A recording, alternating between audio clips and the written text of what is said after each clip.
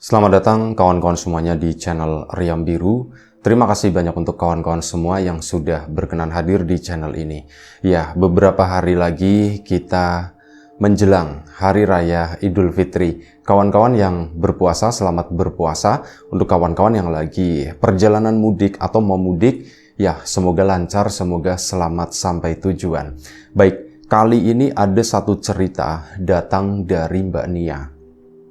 Mbak Nia di Surabaya menceritakan tentang peristiwa horor yang pernah dialaminya sekitar tahun 2004. Mbak Nia itu punya seorang kawan, punya seorang tetangga, punya seorang sahabat, itu namanya Siska. Mereka seumuran, jadi dari mulai SD, SMP, sampai SMA, sekolah mereka itu bareng dan ya, karena itu tadi, keseringan bareng akhirnya ya mereka jadi akrab, mereka tuh jadi sahabat. Bahkan ya keluarganya Siska udah menganggap Mbak Nia sebagai ya kayak anaknya sendiri. Mbak Nia pun dari keluarganya Mbak Nia sama nganggap Mbak Siska itu juga sama keluarganya. Mereka itu sering saling kunjung, bahkan Mbak Nia belakangan pas udah gede begitu ya sampai SMA itu sering main di rumahnya Siska, sering nginep maksudnya, sering tidur di sana.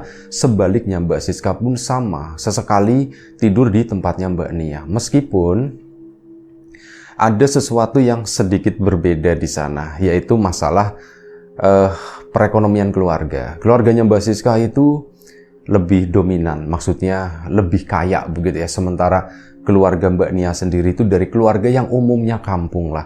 Kalau keluarganya Mbak Siska memang diberi lebih dibandingkan tetangga-tetangganya Mbak Nia. Ya hal itu nggak mengganggu persahabatan mereka berdua itu sama sekali enggak. Sampai suatu hari saat udah gede-gede nih si Mbak Nianya, dia itu mendengar kalau ndak salah menurut Mbak Nia itu mungkin di usia-usia SMP. Jadi melihat keakraban mereka begitu ya, usia semakin gede makin kelihatan gitu, anak ini tuh akrab, anak itu bareng. Nah suatu hari itu ada yang ngomong ke Mbak Nia.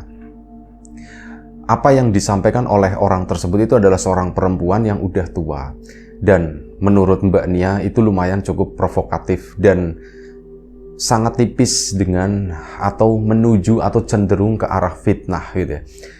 Orang tua tersebut itu bilang ke Mbak Nia, "Nia, kamu tahu ndak?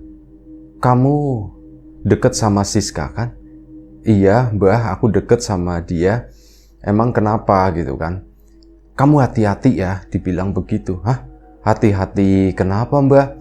"Hati-hati sama orang tuanya Siska. Orang tuanya Siska itu kan muja-muja begitu." Muja itu maksudnya kayak melakukan semacam pesugihan kayak gitu ya. Diucapkan oleh seorang nenek-nenek. Dia Mbak Nia cuman iya aja. "Oh iya mbah, iya mbah." Tapi dalam hati sama sekali nggak percaya dengan hal tersebut gitu ya. "Apaan muja-muja gimana? Orang aku kesana juga dari dulu nggak cuman sehari dua hari main sama Siska.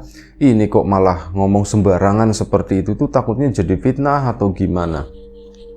Itu suara pertama itu saat SMP. Dan memang gak jauh dari itu ada juga yang ngomong selentingan gitu ya. Jadi kayak orang-orang itu ngobrol-ngobrol sendiri. Terus ada yang bilang, "Semalam aku itu ngeliat ada seseorang berdiri itu di depan rumahnya Siska di sana."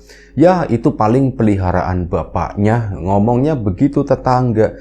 Mbak Nia kan mendengar hal tersebut, tapi ya apa boleh buat, karena waktu itu masih SMP, ya yang ada cuman diem aja. Tapi saat itu memang mulai sedikit kepikiran, warga kenapa ya jahat banget ya ngomongin keluarganya Siska seperti itu gitu ya, dianggap pesugihan atau apa. Kok bisa seperti itu ya? Jadi tanda tanya sendiri buat si Mbak Nia. Sampai suatu hari pikiran tersebut pun mengganggu secara tidak disadari gitu oleh Mbak Nia. Setiap datang ke tempatnya Mbak Siska itu membawa tanda tanya tersebut. Apa sih ya ciri-ciri misal orang pesugihan?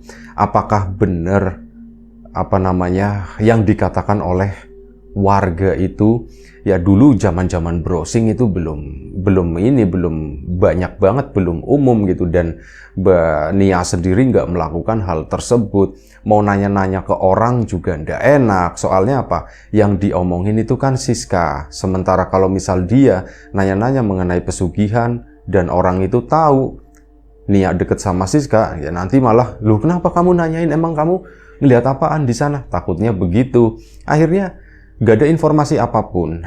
Mbak Nia tuh coba nyari sendiri, ada sesuatu yang aneh gak sih di rumahnya si Siska tersebut, sahabatnya. Awal-awal ya memang gak ketemu, memang ada tanda tanya begitu datang ke situ. Nah, ketemu Siskanya langsung lebur hilang. Kayak gitu, terus sampai suatu hari Mbak Nia itu entah dapat dari mana gitu ya, dia itu menyadari sesuatu. Selama main di rumahnya Siska, udah nggak kehitung lah berapa puluh kali ya dari zaman SD. Mungkin udah 100 lebih kali main ke situ, beberapa belas kali menginap di rumah tersebut. Itu sama sekali nggak menyadari satu hal ini. Jadi memang di rumahnya Siska itu ada, ya tentu saja Mbak Nia main ke sana, ada satu kamar yang nggak pernah Mbak Nia itu tahu isinya. Yang jelas itu tadi, saat main ke sana Mbak Nia juga nggak pernah masuk kamar orang tuanya, begitu ya. Kamar kakaknya Siska, kayak gitu juga nggak pernah. Tapi kalau kamarnya Siska, atau mungkin ada kamar yang kosong gitu, biasa mereka pakai untuk belajar atau apa, kamarnya itu lumayan cukup banyak. Cuman memang ada satu kamar, itu yang nggak pernah dibicarakan, nggak pernah dibuka, pokoknya nggak ada cerita mengenai kamar tersebut. Ini Mbak Nia tiba-tiba sadar masalah itu ya. Jadi apakah itu ya, ada sesuatu yang aneh, memang ada kamar yang ketutup. Dan Mbak Nia ya pernah nonton film atau dapat cerita dari tetangga, yaitu secara informasi itu minim banget. Cuman salah satu tandanya itu yaitu umumnya biasanya itu ada kamar yang disediakan khusus di mana orang lain itu tidak boleh masuk, termasuk anaknya atau keluarga yang lain, hanya orang yang bersangkutan begitu, misalkan bapaknya atau ibunya begitu, hanya orang tersebut. Nah, Mbak Nia kan penasaran dengan hal itu, tapi gimana caranya? Aku nanya sama Siska, dan Mbak Nia sendiri, dia itu udah ngerasa jahat sebenarnya, berpikir seperti itu ya. Ih, aku kok jahat sama temanku Siska yang baik banget kayak gini. Kok aku menaruh kecurigaan, kok malah aku bertanya-tanya mengenai rumahnya ini, sementara aku udah ratusan kali ditampung di rumah ini, gampangannya begitu kan. Aku udah ratusan kali, aku udah puluhan kali, saat hujan meneduh di sini, saat kepanasan aku ngadem di sini. Tapi kok kenapa ya sekarang aku mempertanyakan mengenai rumah ini? Itu ada semacam ya, ada rasa bersalah di situ. Dan hal itu pun akhirnya nggak diungkapkan sampai pada suatu hari Mbak Nia itu ceritanya iseng, bener-bener iseng. Hal itu tuh impulsif, sesuatu yang muncul secara mendadak di pikirannya. Si Mbak Siska waktu itu minta tolong, ya tolong ambilin itu dong di kamarku gitu ya. Dia itu lagi bikin sesuatu, lagi ngeguntingin mau bikin clipping gitu ya. Nah,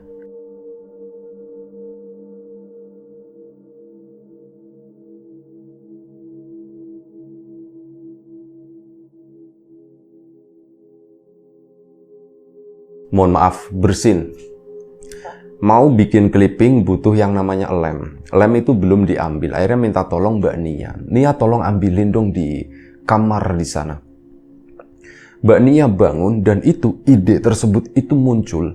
Nah, yang dituju itu bukan kamarnya Siska, dan itu disengaja. Dia itu menuju ke kamar yang itu, nah ini lokasinya nggak pernah digambarkan ya sama si Mbak Nia, hanya mereka di ruang tengah. Pintu kamar tersebut itu kelihatan dari ruang tengah. Jadi waktu itu mereka juga berada di ruang tengah. Nah, si Mbak Nia tuh bangun terus jalan cepat menuju ke kamar tersebut. Dan si Mbak Siskanya kan langsung negor gitu. "Nia, salah," katanya. Salah. Mbak Nianya pura-pura bingung. "Ini kamarku." "Oh iya, aku lupa gitu." Akhirnya sudah. masuklah ke dalam kamarnya Siska dan ngambil lem tersebut. Dalam hati, aduh, aku kok jahat banget ya seperti itu. Aku nggak mau berpikiran kayak gitu. Udah, aku nggak mau. Udah, ambil lemnya gitu ya. Terus taruh di Siska sana. Nah, Siska pun nggak pernah membahas masalah itu. Kayak seolah-olah, ya udahlah dibiarin aja begitu ya. Waktu pun berlalu sampai suatu hari, sewaktu Mbak Nia ini sama Mbak Siska itu udah sama-sama SMA. Ini singkat cerita aja gitu. Dan memang nggak pernah ada yang namanya keanehan-keanehan selama main di rumahnya Siska tersebut. Nah, waktu SMA kelas 1, ada satu kabar yang benar-benar mengejutkan Mbak Nia, yaitu bapaknya Mbak Siska itu meninggal. Bener-bener kaget, dikabarin oleh tetangganya ke sana, "Nia, kamu ndak ke rumahnya Siska?" "Ya emang kenapa aku ke sana? Ada apa? Ini masih pagi, aku mau sekolah, nanti di sekolah juga ketemu sama Siska." Bapaknya Siska meninggal dan Siska pasti nggak masuk sekolah. Di situ lemes Mbak Nia. "Hah? Bapaknya Siska meninggal kapan?" "Tadi malam," gitu kan. "Ah, tadi malam." Ya udah diumumkan tapi Mbak Nia tidur, jadi nggak mendengar gitu ya ada kabar tersebut. Langsung pagi itu, "Pak, Bu, aku izin sekolah ya," katanya. Iya, ndak apa-apa, sana," katanya. "Kamu temenin Siska." Akhirnya Mbak Nia pun datang ngelayat ke situ. Ya Siskanya nangis kayak gitu ya. Ditenangin Nia, mendingan lah ada Mbak Nia datang ke situ. Mbak Siskanya juga agak lumayan cukup tenang. Udah ya nangis, tetap nanti tenang lagi, nangis lagi kayak gitu, naik turun seperti itu ya. Intinya supaya Siska itu jangan sampai pingsan lah, katanya sebelumnya itu udah sempat pingsan dan sebagai seorang sahabat, aku itu harus mendampingi sahabatku yang lagi terkena duka ini gitu. Ditemenin terus sampai proses pemakaman itu selesai. Nah, proses pemakaman itu selesai, Mbak Nia itu sempat pulang sebentar. Dia itu membayangkan keadaannya Siska yang sepertinya ya namanya orang tua meninggal gitu ya, namanya bapak meninggal itu kan terguncang.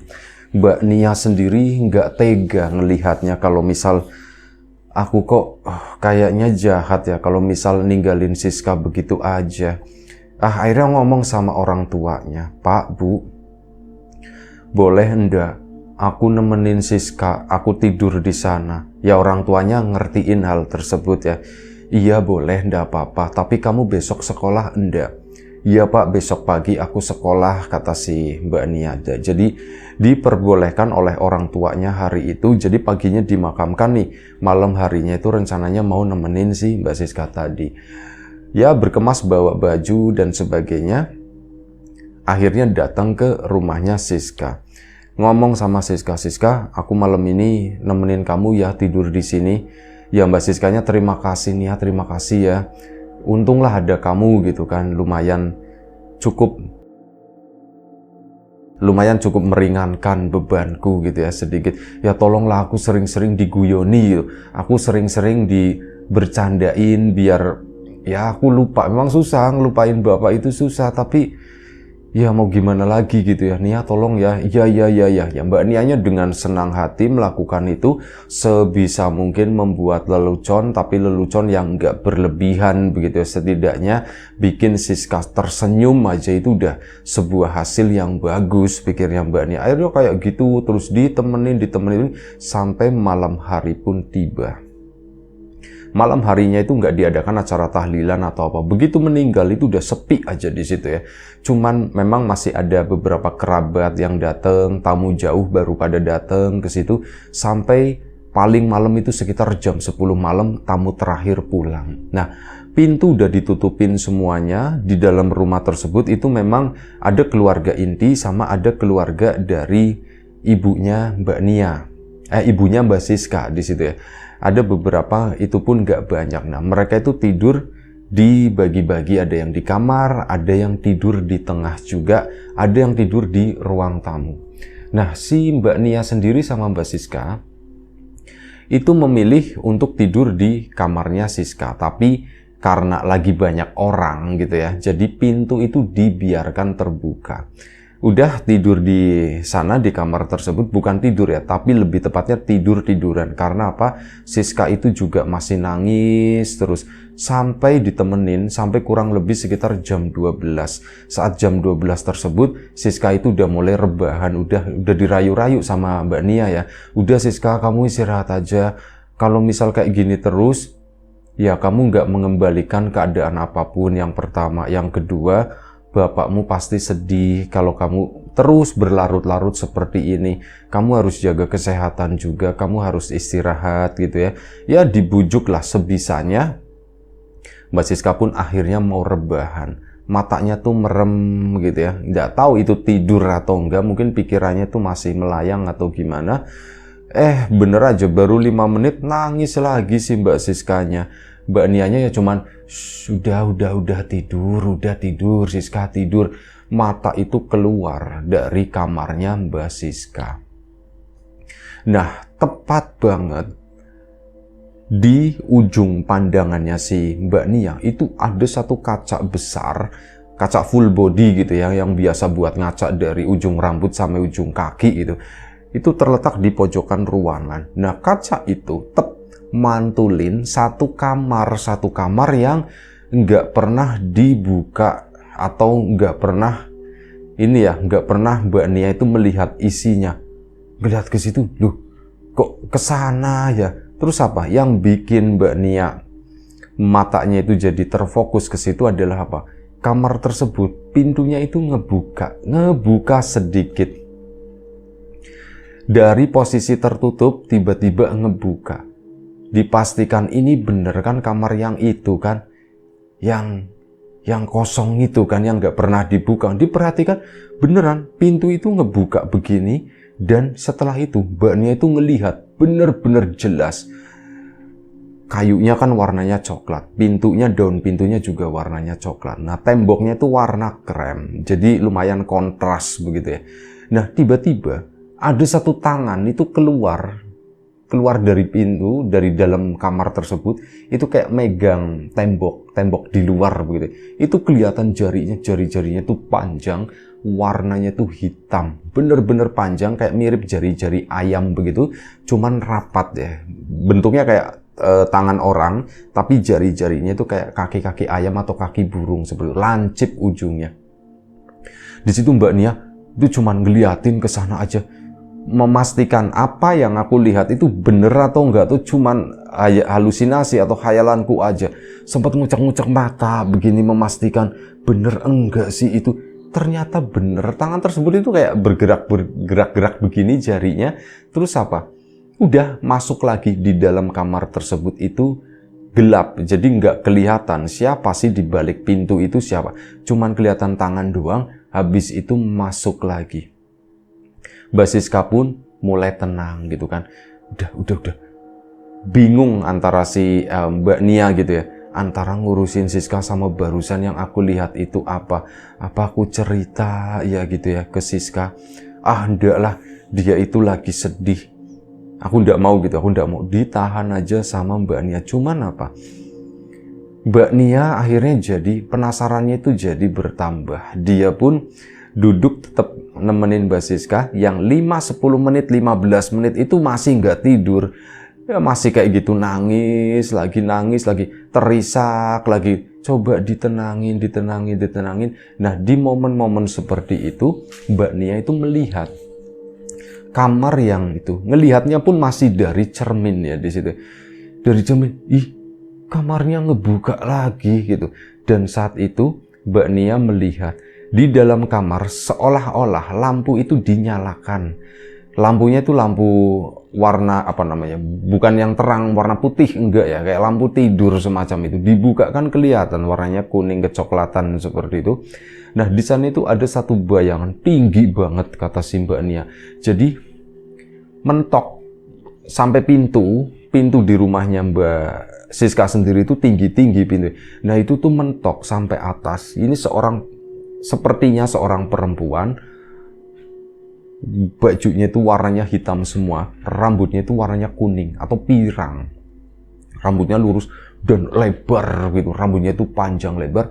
Ini tangannya dulu yang ini, terus apa?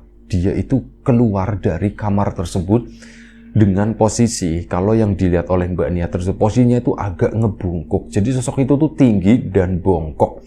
Keluar dari kamar tersebut, Mbak Nia itu cuman diem, yang dari tadinya nenangin Siska itu cuman diem, malah tangannya si Siska yang diremes gitu, yang diremet begini.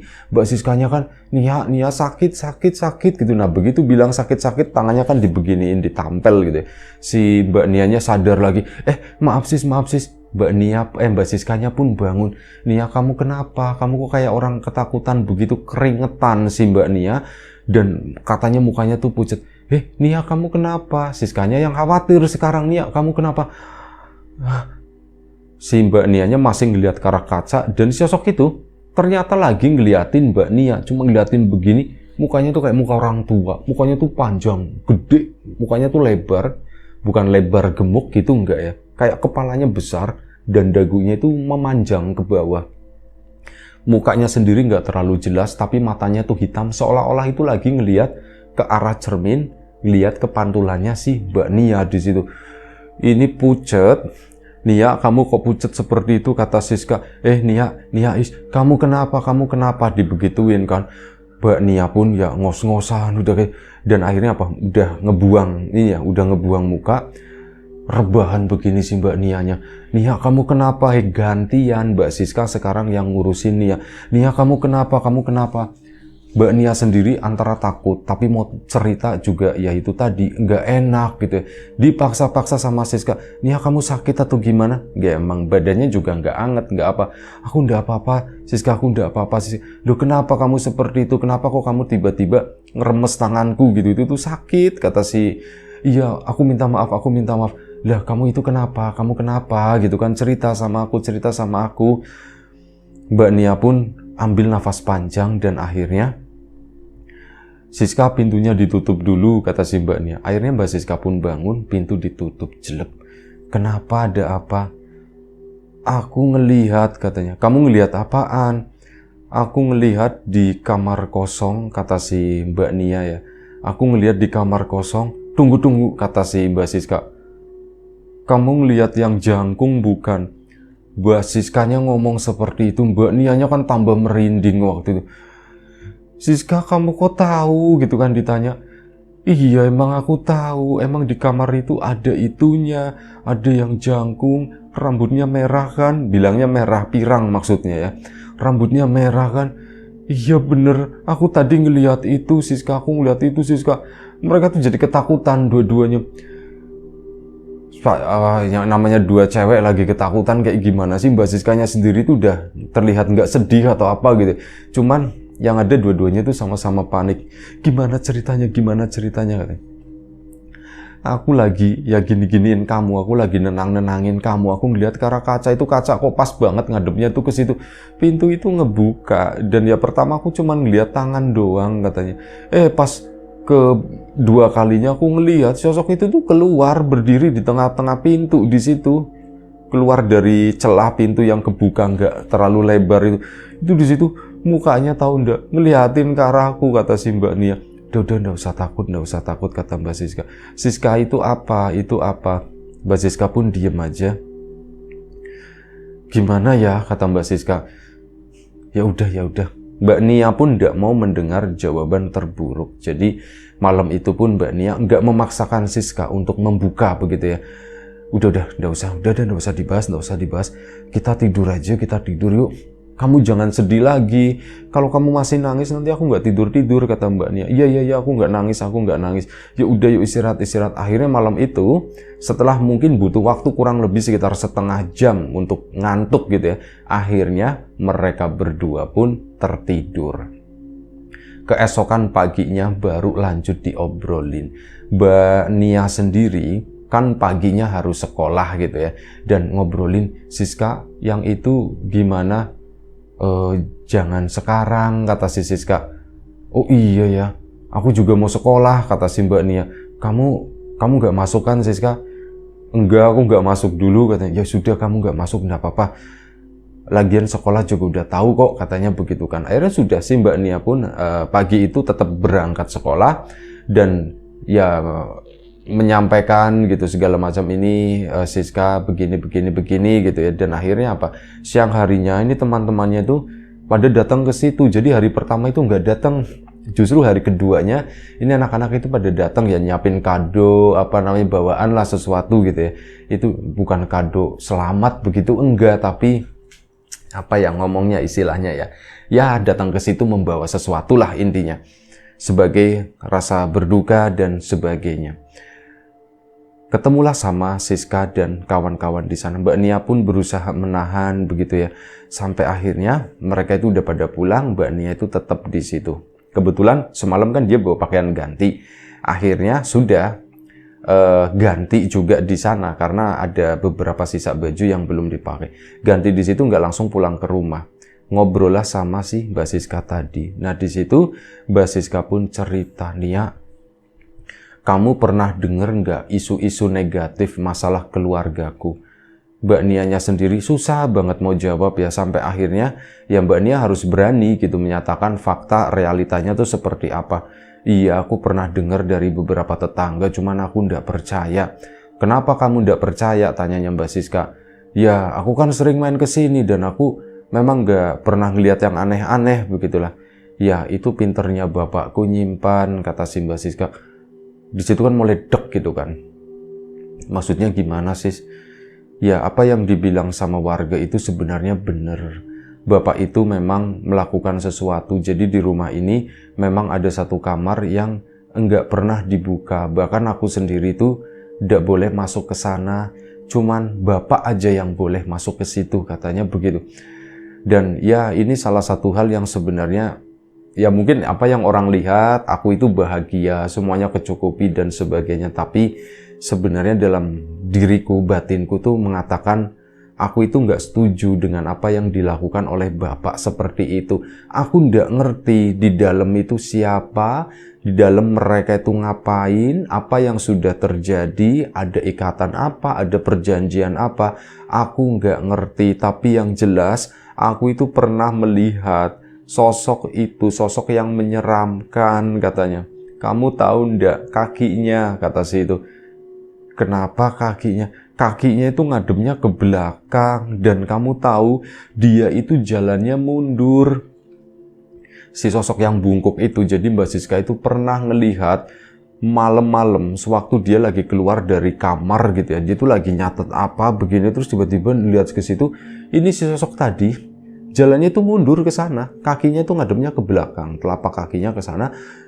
Si sosok itu jalannya mundur terus ngeliatin si Siska gitu sambil nyengir. Mbak Siskanya langsung, dia nggak teriak, nggak apa, langsung masuk ke kamar lagi. Itu dia itu jalannya mundur dan itu adalah peliharaannya bapak. Keesokan paginya aku ditegur sama bapak, Siska, lain kali kalau misal malam-malam mau keluar, kalau nggak penting-penting banget, nggak usah keluar ya, kata bapak. Aku tahu maksud dan arah pembicaraan bapak itu seperti apa. Aku tahu, oh mungkin gara-gara semalam aku mergokin itu kali ya. Dan ya akhirnya ya begitu.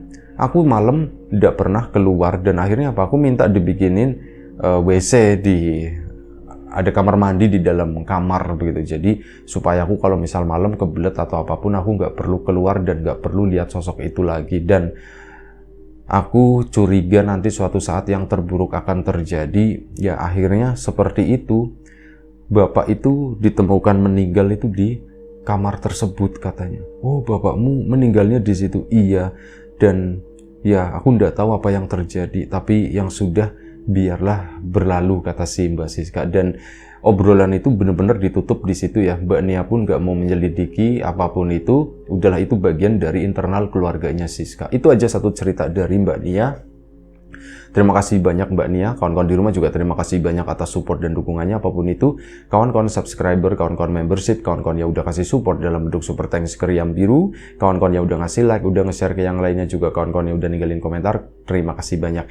Selamat menunaikan ibadah puasa bagi kawan-kawan yang menjalankan. Selamat mudik bagi kawan-kawan yang bermudik. Semoga selamat sampai di tujuan. Doa terbaik dari kami untuk kawan-kawan semua. Semoga selalu diberi kemudahan dalam hal apapun, termasuk kemudahan dalam hal rizki, yang sakit segera diberi kesembuhan, yang sehat tetap dijaga kesehatannya. Sampai jumpa di episode selanjutnya. Riam Biru, jaga kesehatan kawan-kawan semuanya. Assalamualaikum warahmatullahi wabarakatuh.